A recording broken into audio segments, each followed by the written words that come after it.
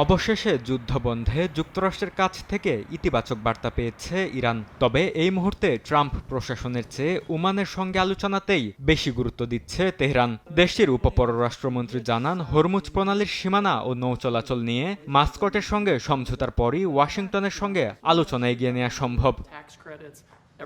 দ্রুত যুদ্ধ শেষ হওয়ার বিষয়ে আশাবাদী যুক্তরাষ্ট্রের প্রেসিডেন্ট ডোনাল্ড ট্রাম্পও বলেন, ইরানের সঙ্গে চলমান সংঘাত শিগগিরই শেষ হবে এবং হরমুজ প্রণালী নিয়ে চুক্তিও খুব কাছাকাছি। তবে একই সময়ে মার্কিন অস্ত্রের মজুদ নিয়ে চাপের কথাও স্বীকার করেছেন ট্রাম্প। নির্দিষ্ট কিছু অস্ত্রের মজুদ তুলনামূলকভাবে কম বলে জানান তিনি।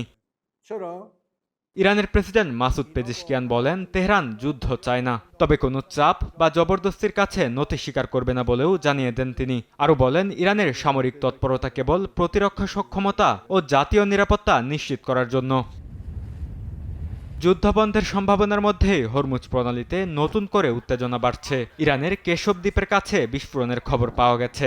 একই সময়ে তেহরানের পার্লামেন্টে হরমুজে নৌ চলাচল নিয়ন্ত্রণে নতুন আইন নিয়ে আলোচনা শুরু হয়েছে। এতে যুক্তরাষ্ট্র ও ইসরায়েলের মতো শত্রু ভাবাপন্ন দেশের নৌযান চলাচলে নিষেধাজ্ঞা এবং নিয়ম ভঙ্গকারীদের জরিমানার প্রস্তাব রয়েছে। এরই মাঝে হরমুজে বাণিজ্যিক জাহাজ চলাচল স্বাভাবিক রাখতে সাময়িক চুক্তির খসড়া চূড়ান্ত পর্যায়ে নিয়ে এসেছে ইরান ও ওমান। বরকতুল্লাহ, সময় সংবাদ।